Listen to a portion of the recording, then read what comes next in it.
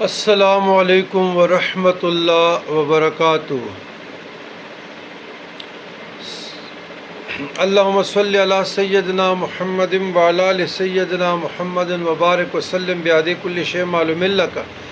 عزیزان گرامی، سین سوال: کروڑوں نیکیاں کیسے کمائے جا سکتے ہیں؟